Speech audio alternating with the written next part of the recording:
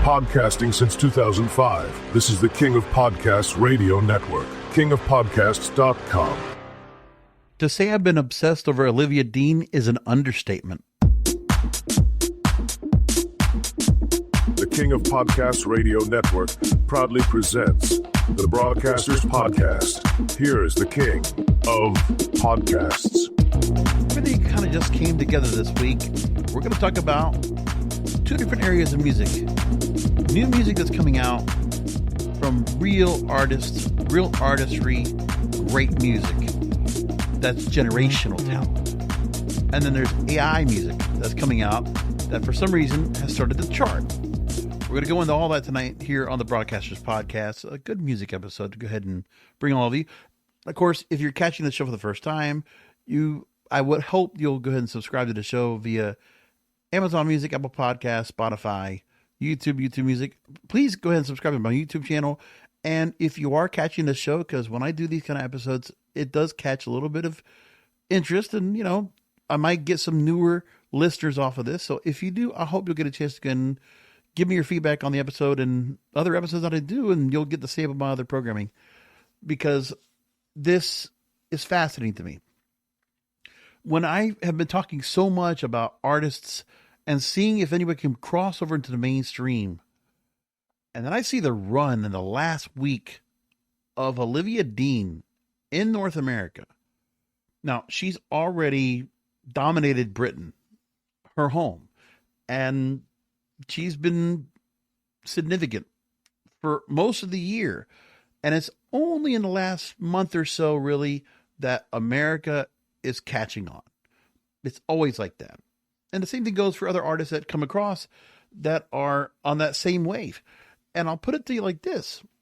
In a way, when I see just in the last week or so, Olivia Dean perform on Saturday Night Live, Ray performing on Tonight Show with Jimmy Fallon, and I'm saying to myself, this is kind of a callback to neo soul that we had in the early 2000s, which is where we got incredible voices like Alicia Keys, Angie Stone, Jill Scott, Remy Shannon, and many others.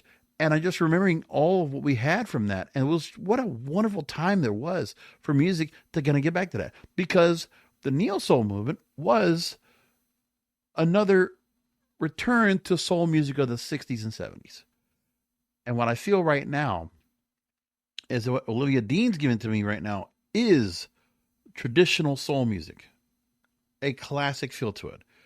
You can hear a lot of the inspirations. She's an individual, no doubt about it, an individual breakthrough artist with an amazing sound, so fresh, so vintage, but yet so pure. And, I don't even, when I listen to music, I really am big into listening to the lyrics.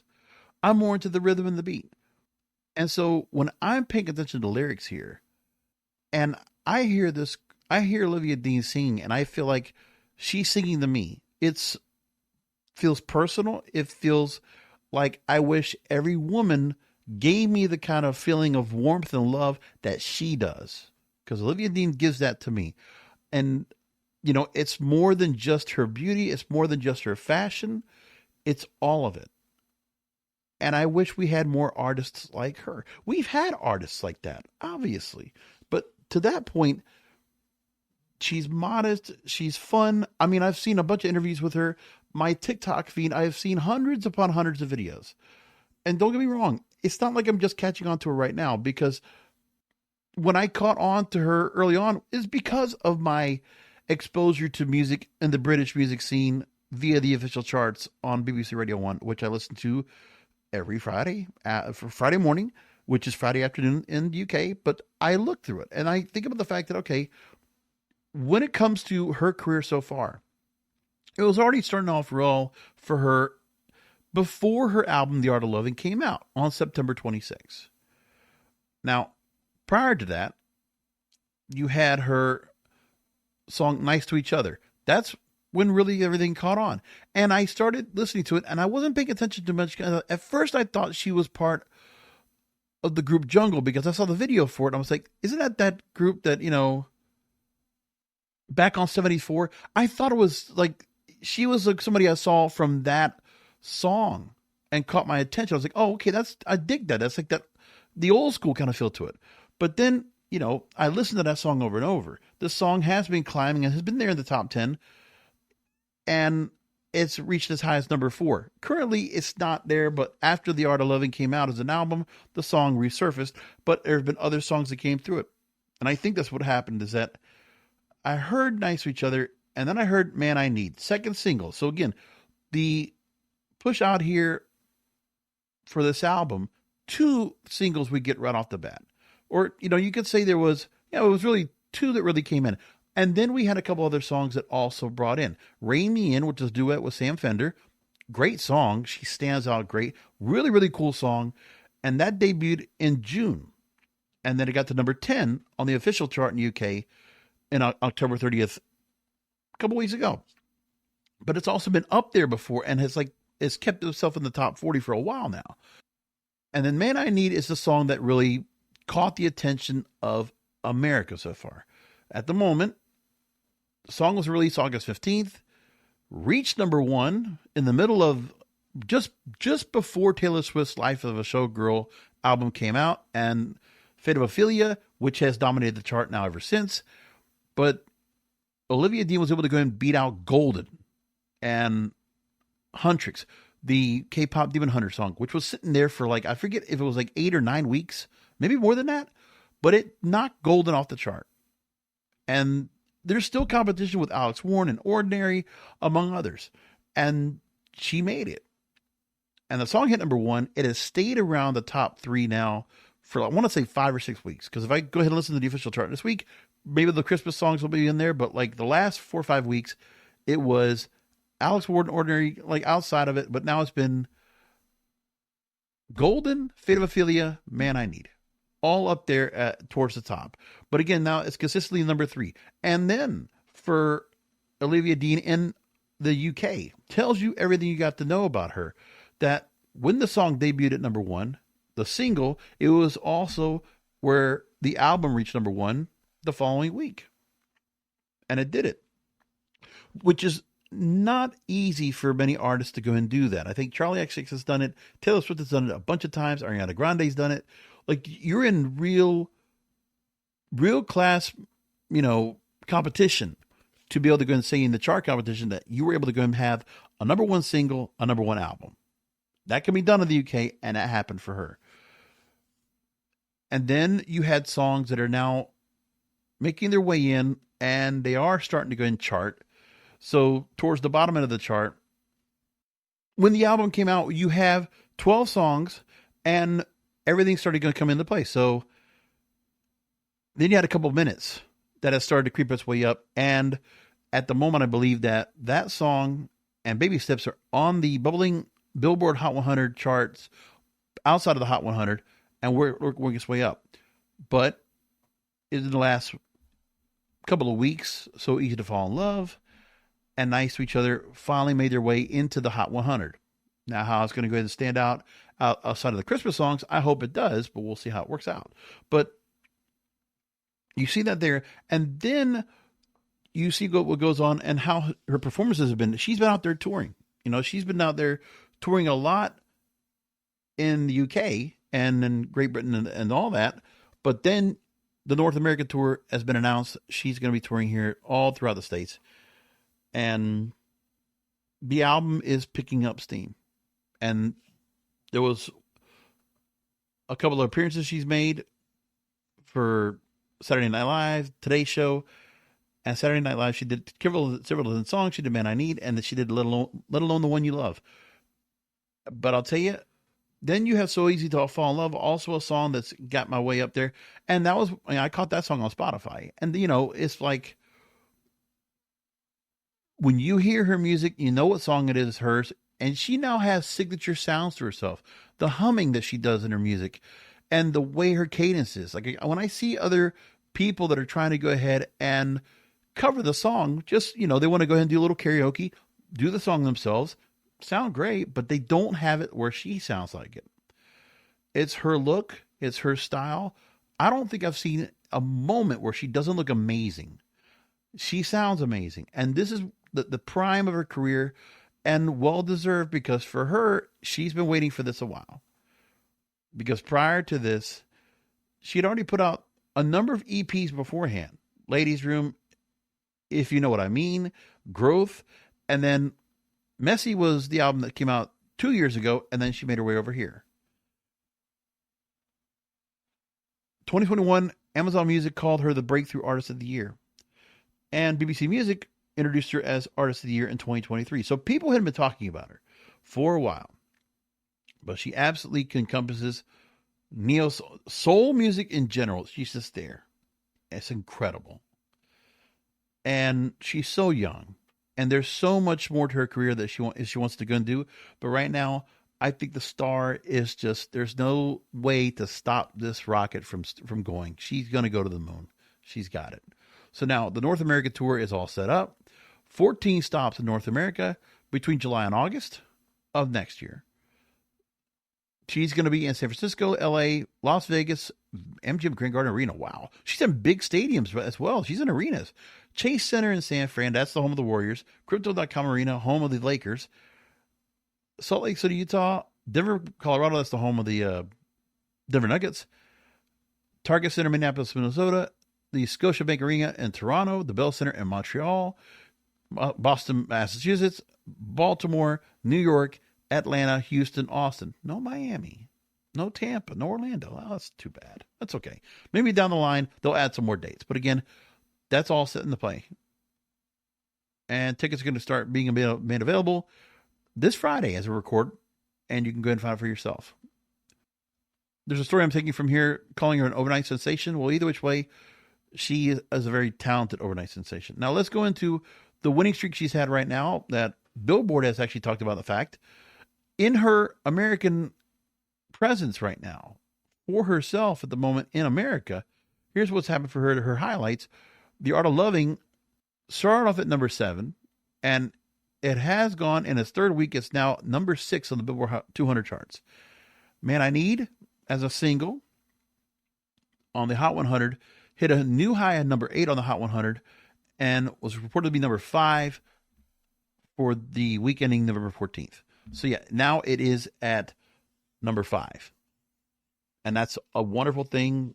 I mean, very tough to get to that high on the chart, especially when you're, especially when it's crossover. Because we haven't had much crossover as of late.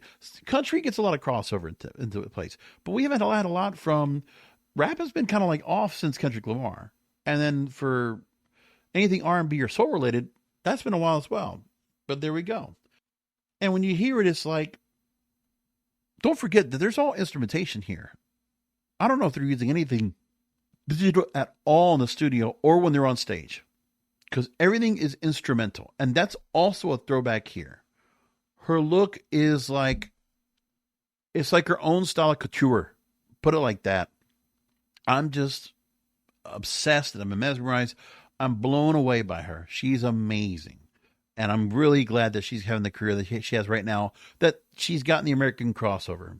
Maybe it's not so important for everybody else, but like for me, I like to see when artists like this that I want to get behind can go and cross over like this. And this was a huge thing here. So for her, she's now in the top 5 of both the Hot 100 and the Billboard 200 for the week ending November 22nd. And she's going to continue to soar. Her catalog right now, according to Billboard and Illuminate, she now has 21 million official on-demand streams in the 2-day period following her SNL debut. And that's 23% up from the streams her catalog pulled the week prior. And then following her Saturday Night Live performances of Man I Need and Let Alone the One You Love, her catalog went up 120% in U.S. digital sales, 2,600 digital downloads sold in the past weekend. And like I said, Let Alone the One You Love, it's like, I didn't go to sample the entire album right away, but like the singles just kept coming across. Other songs that people just kept streaming and they were, bubbling up to the forefront on Spotify or wherever else or on the charts. I noticed, I'm like, oh boy, she's got it. And it's great. It's great to see here. Man I Need actually hit number 4 this week on the Hot 100 and got great sales. She has another song, Let Alone, that also got another boost. And between her SNL debut, a recently announced 4-night run at Madison Square Garden, and the afterglow of her first Grammy nomination, the world simply can't get enough of Olivia Dean and the album The Art of Loving. Yeah, I didn't even forget about that part. 4 nights at MSG. Big deal. This is, solidifying her spot right now in the mainstream. She's making it. She's here. And I want to see her go and stay into this as well. And that's also kind of been a good thing for the areas of R&B also as well, because we're starting to see that there are names that are doing pretty good in the same way. Summer Walker's been out there putting out new music. Chris Brown's been doing well. I know people are not so big about that, but hey.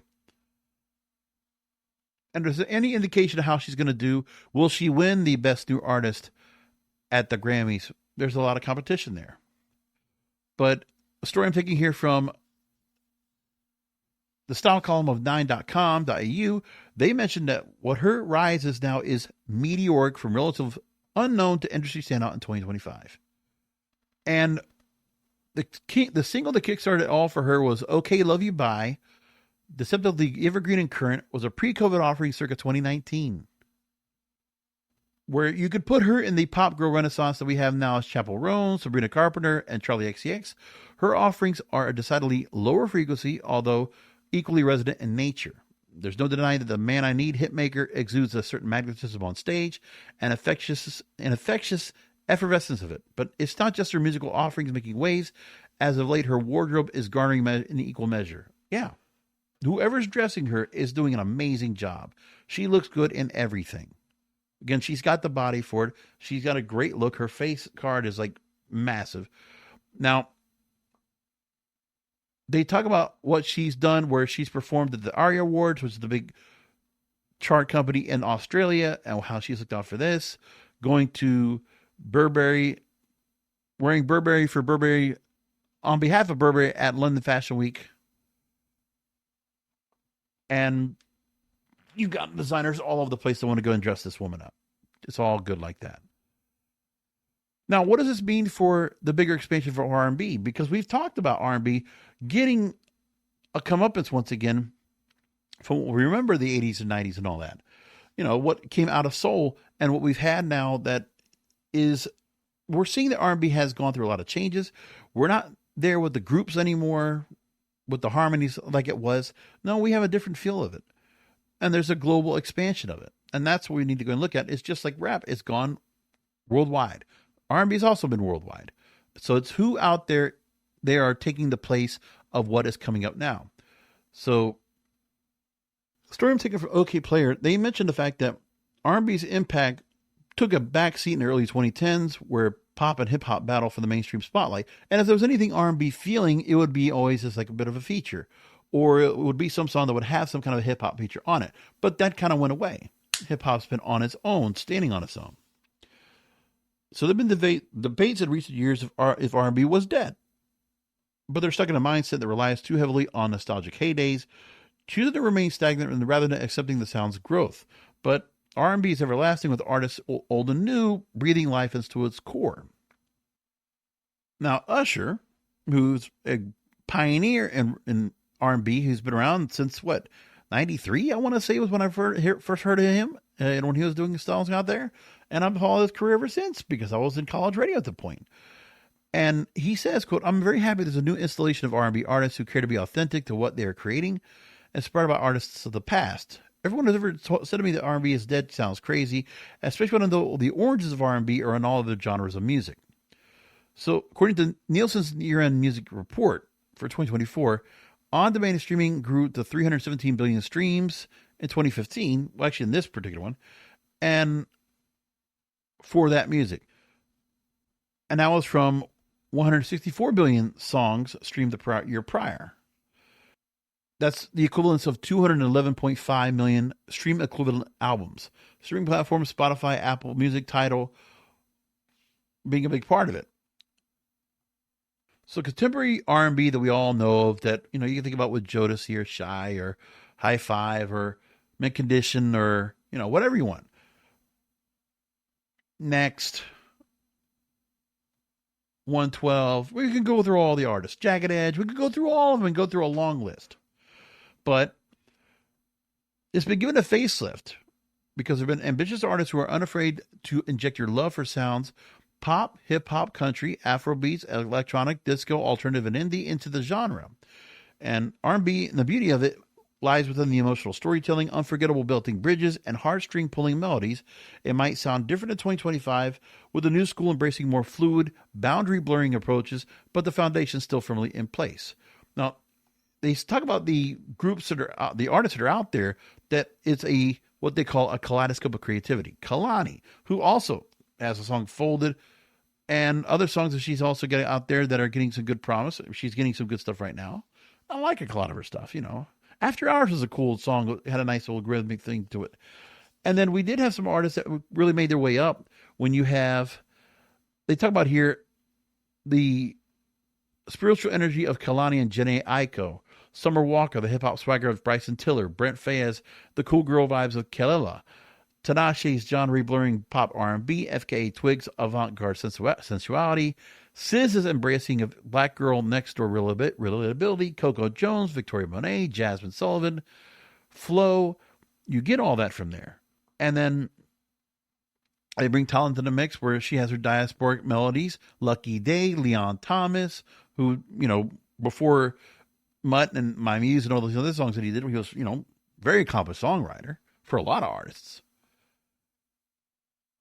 But what the latest R&B acts are accomplishing is not new, because we've seen the evolution of R&B, because we had the neo-soul movement, which I mentioned before. I should have mentioned Erykah Badu, D'Angelo, the late D'Angelo, unfortunately, and hip-hop soul, which was shaped by New Jack Swing in the 80s, where you had Mary J. Blige and Mariah Carey infusing R&B and hip-hop and pop.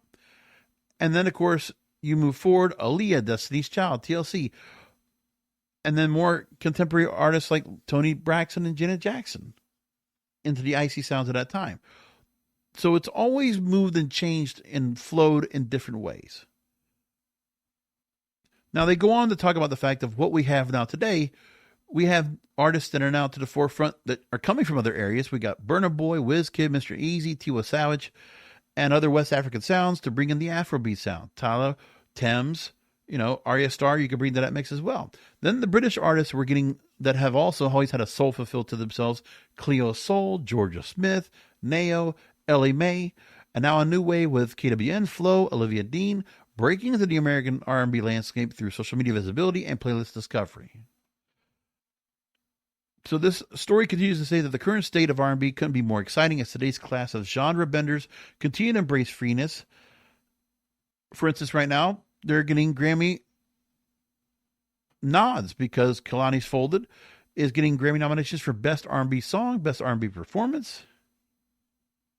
And they close out in saying that a new generation has musical insight and all the necessary tools on how to keep R&B alive. You're just doing it on their own terms.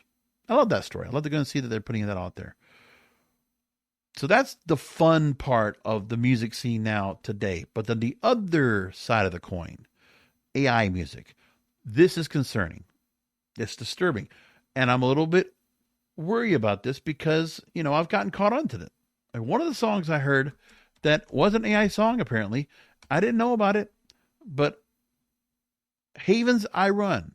Apparently, that is all an AI hit. And I didn't know. But the song got viral on TikTok and it was running. And I'll tell you, I see how it can happen. So the track used AI to alter its vocals. There's a legal firestorm that used Georgia Smith's voice without permission. Kristen Robinson raised about this, and she makes a point about this. Now, I can tell you, I got onto this song, and I wouldn't have, you could have clearly passed it through me, and I didn't know it was AI. It could have gone on like any other EDM song, just had a beat, had a good feel to it. I don't know, man, but it just happened. Now, this EDM track by the artist Haven was viral sensation online. Millions of plays on TikTok after it was teased on October 10th. And then one commenter said, drop this right now, please. So Haven is a new artist project from British producers Harrison Walker and Jacob Donahue, making music under the name Waypoint. It was their debut of how they could change the trajectory of their lives. But now, legal complaints and takedown notices are engulfing the song, resulting in it being removed and re-uploaded streaming services multiple times, stopping the momentum it was to reach the Billboard charts because it had a chance to make it. It got the attention of Georgia Smith, the popular UK R&B singer. The uncredited female vocalist on I Run sounded eerily to Smith, prompting the singer to post a video of herself on TikTok saying she asked in the caption, "Who actually is this?" and noted in a comment, "It's not me," when fans asked if she sang on the track or not. The video has since been deleted. I hope she gets to do this song. Let's just put it like this. Let's take this out of court and let's let Georgia Smith actually sing this song for real, because this is a song she should actually sing. Someone should replicate this for real, because this was good. At least I'll say this. We don't need songs of AI to become hits.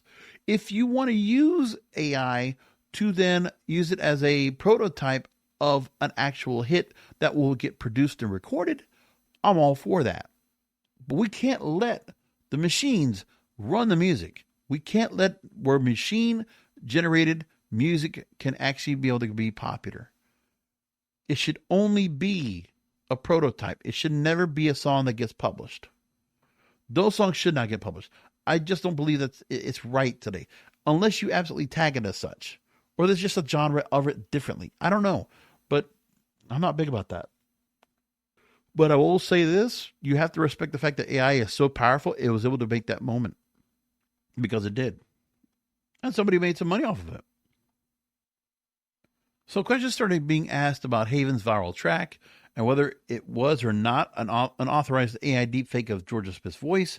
The song was released in late October by Isekai Records, broke records and AAL Records, and got major listenership.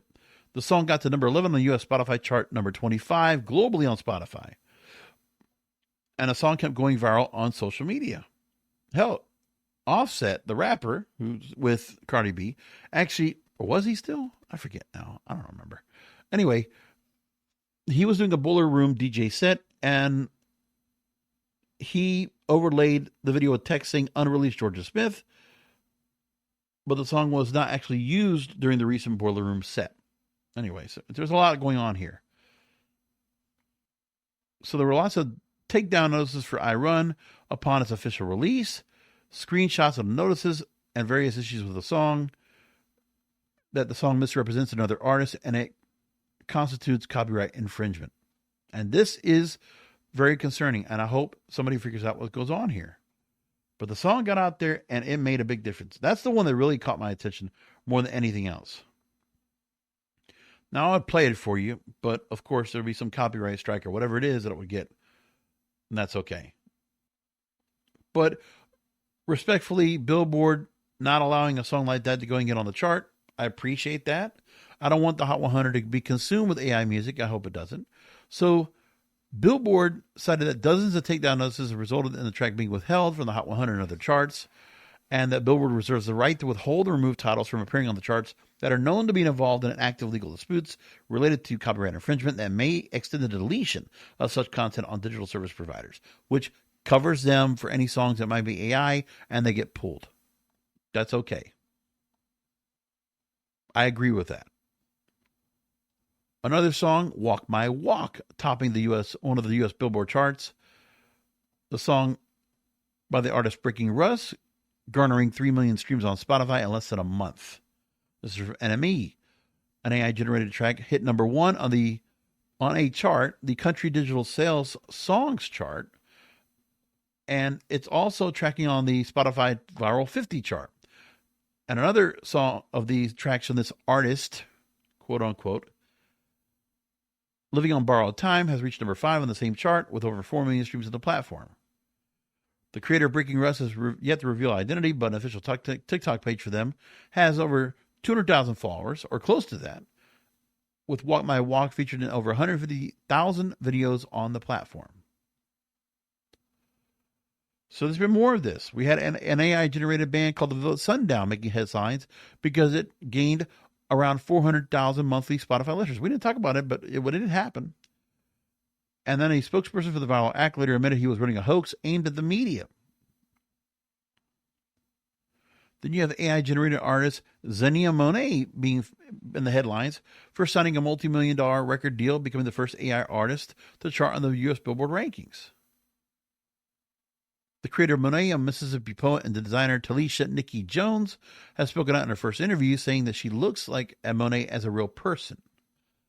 And about the success, she says that, quote, anytime something new comes out and it challenges the norm and challenges what we're used to, you're going to get strong reactions behind it.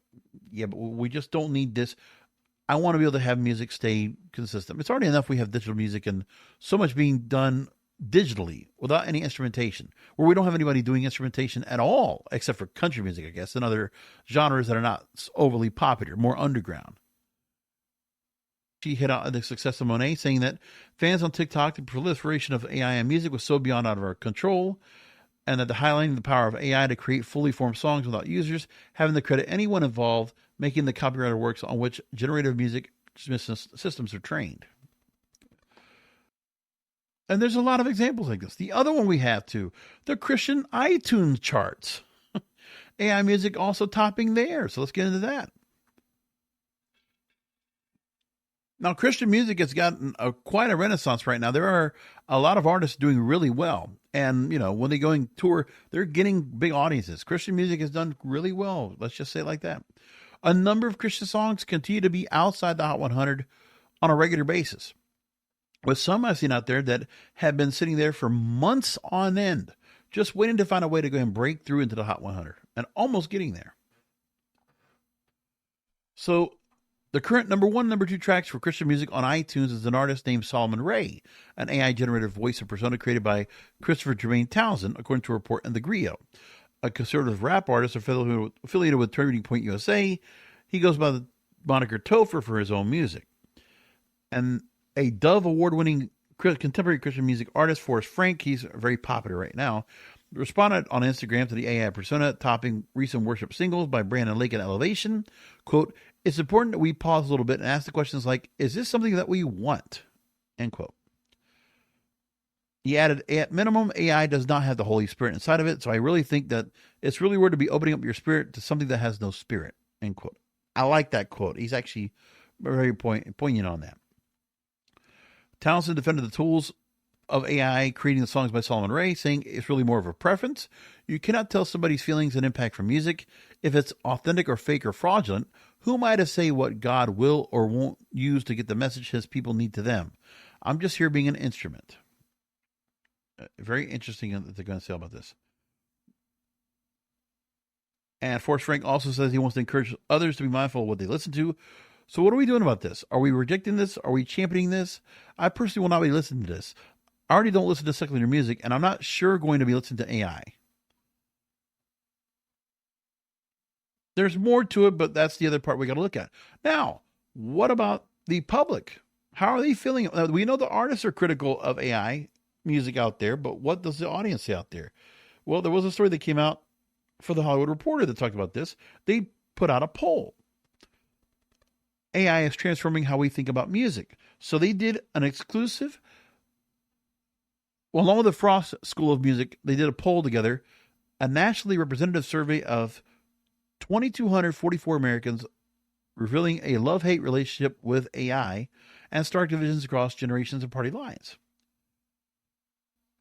Now, if you didn't know this point, 50,000 songs AI generated are uploaded daily to a major streaming service. 97% of listeners can't tell when it's a fully generated AI generated track. It's one of the easiest ways to go and put it over somebody, because audio is just so easy to manipulate, where you can't tell if somebody is the same person or if it's AI generated. That's very tough to go and do. In another survey, about 1 in 4 of all producers considered using AI tools, while others may say quietly that the tech allows them to produce dozens of ideas for cutting a song, cutting the time it takes to work on a single track. Right. And I can understand that part. If you want to go and do that kind of thing as a prototype, yeah, you want to use it to help build out music, that's the way to use it. But to have it be the actual finished product, I have a problem with that. A big problem with that. AI-generated robot bands with Mad Lib style names like Burning Rust, Velvet Sundown have inundated streamers, racking up tens of millions of listens by spitting out uncanny versions of country and rock songs that just sound a bit off, if a listener cares to notice. AI tools are democratizing music creation, reshaping what productivity should look like for a singer or musician. So the Hollywood Reporter did this study with the Frost School of Music, which is at the University of Miami, and put out this story. So they go into the impact among different generations. Right off the bat, they said that just slightly over half of America isn't interested in listening to AI music, even if their favorite artist made it. And more than 60%, more than 2/3 of the public said they have never listened to AI music. That's if they can recognize a song is AI created. So there's a third of Americans fine with getting tunes, according to this survey, that they're fine with getting music from the latest AI avatar of pop, rap, country, or rock. And it's playing into the Billboard charts. So here's some of the findings of the poll.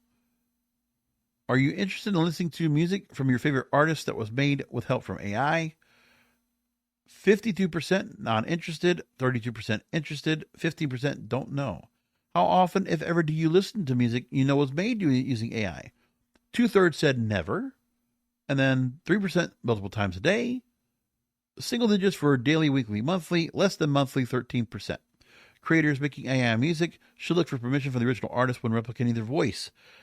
44% of respondents said definitely should, 18% probably should, 62% total. Don't know, 16%, and then 23% said definitely shouldn't, probably shouldn't. Interesting. And then you break it down by generations. Gen Zers would be 46% should, and of course it goes higher as you get older. Millennials, 50% should. 52% for Gen Xers. That's where I'm at. And baby boomers, 58%. And should AI be used to create music without human musical contributions? 30% of Gen Zers say should. 26% of millennials say should. Gen Xers, 15%. More to that. And they go through other areas that are outside of AI discussions. When it comes across the board for artists being paid fairly by streaming services, there's pretty much a consensus that say that they're getting paid fair or too little. So there's a bunch of that. And then if they're doing concerts or touring, same thing as well, more or less. And they went through favorite music genre of all these folks. At the moment, 22% is still rock. Very surprising. 22% rock, 16% country, rap or hip hop 14%, 10% pop, R&B 9%. And then you have others under 9%, which would be classical, alternative, jazz, Latins 2%. That's surprising. K-pop 1%. Rock is still for some people their favorite music genre. And why it's not in the mainstream and why we don't have artists that are playing to that or are getting noticed. Let's put it like that. By the way, I should go and make a mention right now that for next week, obviously Thanksgiving will be here. And, I don't think there'll be that much news that they're going to talk about. If there is, I'll do another episode of it. But I have a great guest I'm going to go ahead and bring on that I already recorded with. His name is Ralph Sutton. He's with the Gas Digital Network, a really phenomenal rock DJ, hosted a syndicated show called The Tour Bus. I'm going to run that interview for everyone next week on the program, so you can go and catch that. So that's my interview with Ralph Sutton. You'll hear that an hour long, and I'll play that in the Broadcasters podcast for next week because, like I said, I was going to do some interviews to fill up for some of the holidays, and of course, we'll have some of the retrospectives of the year coming up. That'll be after Thanksgiving. We'll get that into the mix as well. So got a lot of things we're going to work on here. A couple other stories I want to bring up in here tonight. A story from Perry Michael Simon. If you might remember, a few years back, I actually interviewed him here on the program, and keep following him. Right now, he's working at Barrett Media, writing for them, and he put out a very poignant story I wanted to go and catch up on because there was a number of things that were being brought up in terms of radio that's gotten some attention. And let's get into that right quick. So he says, reviving the radio industry requires bold ideas, not band-aids. So I just want to take some highlights out of what he says here. So he says, reinvention takes a lot of creative thinking. To use a hoary cliche, It takes thinking outside the box. It's not something a business stripped of assets or private equity ownership does well. But if the owners look at the business as something to operate in a bare bones manner before unloading it on another sucker, there won't be any innovation. If they're buying the business for the real estate, it's over. And if they bought in thinking they could succeed where others had failed, there's hope, because they wanted to be in the business in the first place. So one thing is about embracing the audience you have and forget trying to attract those who aren't. No matter who what you do. Broadcast TV's done that. You talk about MeTV, the classic TV shows channel that's out there that's gotten always pretty well work on, getting an audience that's out there. He also talked about, national formats, not voice tracking or pretending to be local, but actual same wherever you are networks, like they have in most other countries. Maybe car radios can have DVR capability so drivers can rewind and start a show from the beginning. Streaming make this technically feasible already. I mean, basically it's what satellite radio is. Which, by the way, my brother actually just told me about the fact that Sirius Satellite Radio is being made available through the end of December, I think it is, for sampling, which I'm going to go ahead and, download them and get to listen to it myself. Haven't done it in a long time. Ever since, the days of Howard. I think it was 2006 was the last time I listened to satellite radio. So I'll give it a shot. Why not? But he closes to say that offer something that others don't, offer something of perceived value, and you might be able to resurrect the medium. In case you haven't noticed, the patient is heading towards flatlining. The time to start emergency measures is here. I agree. We've been following the story from the FCC that they have been setting comment deadlines now for broadcasters pressing for ownership rule changes. So they have until December 17th to offer feedback for the pending quadrennial review at the FCC. Initial comment round will be set to close with reply comments, and the public will have a chance to respond through January 16, 2026. So they've been getting some new comments, and back in September, the commission decided to seek more official feedback and also waited for a federal court ruling striking down a television rule earlier this year. A federal appeals court in July struck down the agency's continued ban on same-market ownership of top-rated TV stations. And they're also focusing on the local radio rule, limiting an owner to up to 8 stations in the largest markets, with no more than 5 on either the AM or FM band. They're not only looking to make adjustments to the subcap limit, but also raise the number of stations an operator can have in a market. So you could have stations in like one city be owned by the same owner. If it really comes down to that, it could really be that at some point. Then the FCC is also going to examine the local TV ownership rules, limiting a single entity from owning more than 2 TV stations in the same local market, and the dual network rule, which prohibits a merger between or among the big 4 broadcast networks. So now you'll have stations, you'll have different network affiliates, and they can be owned by the same owner. They kind of have already had that, but like now it's like they're going to do even more to allow dual networks to be operated as well. Things like that. So the NAB has also been getting their wedging in their lobbying efforts on this. They're saying that they asked the FCC they should keep only limits on FM ownership in the largest markets and allow a broadcaster to operate as many AMs in a city as they want. So let them just buy all the AMs. Meanwhile, there's a lot of smaller owners that rely on getting those AM stations, especially for diversity. Think of the ethnic program we have out there that is on AM. That where else would they go for it? Just thinking about that. I don't know if people really care about that, but okay, whatever. Now, there was the Hollywood Reporter Frost School of Music poll that came out about AI. The other AI poll came out from Deezer, and they did this with Ipsos and showed that 97% of respondents in 8 countries could not tell the difference between AI-generated music and human-made music.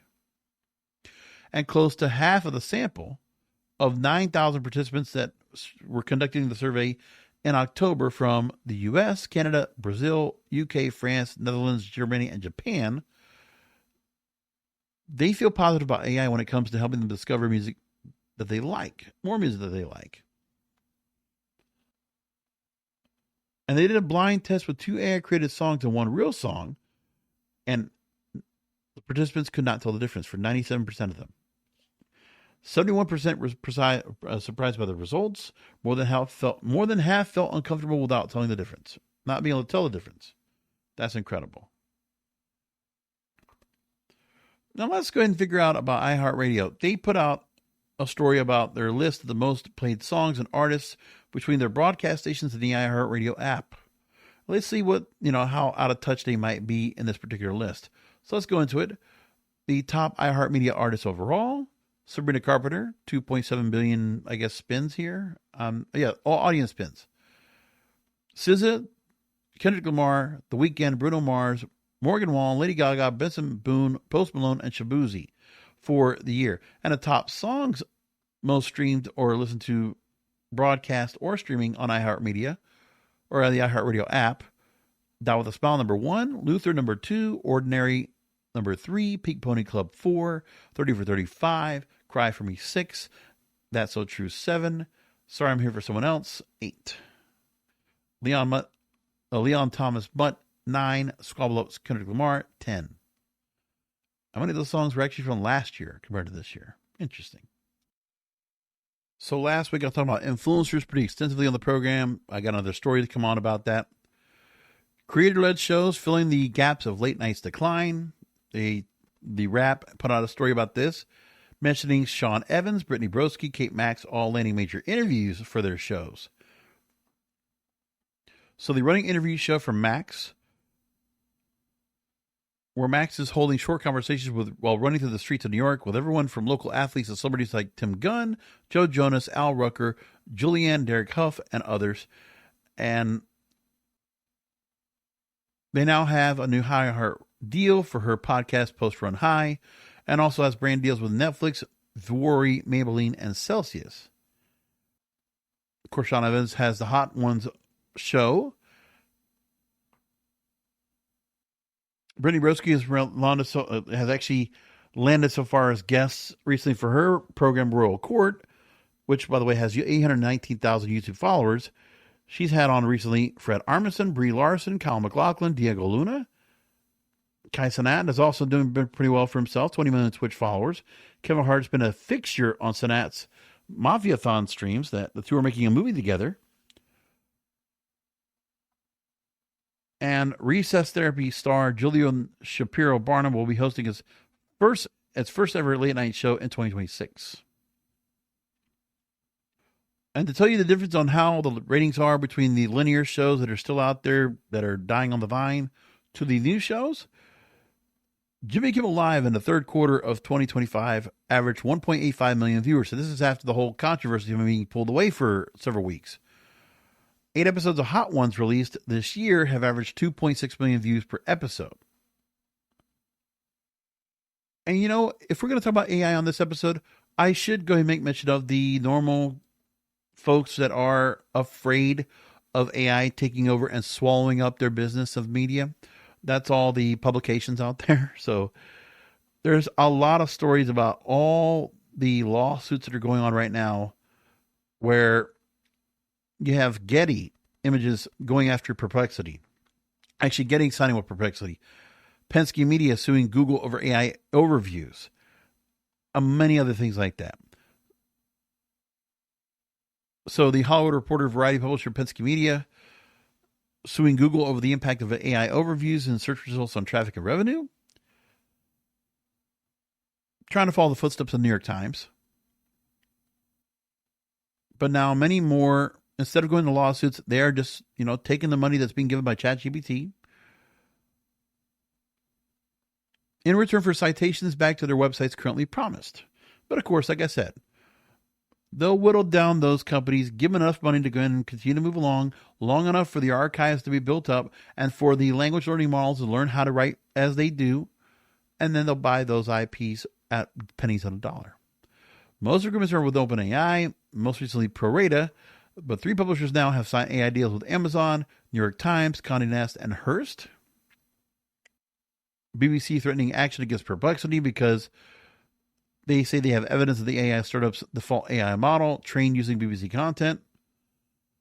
The search results in Perplexity have included verbatim BBC content and very recent links. and could seek an injunction unless Perplexity stops scraping his content, deleting any copies of his content held for the purpose of developing the tech, and providing a proposal for financial compensation. Well, good luck with that, BBC. That's not going to happen. So the other publishers suing platforms. Let me just go through this as we go ahead and wrap the show up. It's a long list, as a matter of fact. So let me give you what I can get real quick before the music all ends up here. All right. Penske versus Google, Encyclopedia Britannica and Merriam-Webster versus Perplexity. You got News Media Alliance versus Cohere, Indian News Publishers versus OpenAI, a coalition of Canadian news outlets over OpenAI, News Corp versus Perplexity, The Intercept Raw Story and Alternate versus OpenAI, New York Times versus OpenAI on Microsoft, among others. A lot. And there's a lot of companies that have signed up as well because they just had to pay the piper. Anyway, come back for another Broadcasters Podcast, my interview with Ralph Sutton next week. Remember, the content is king, and the control of your content is in your hands.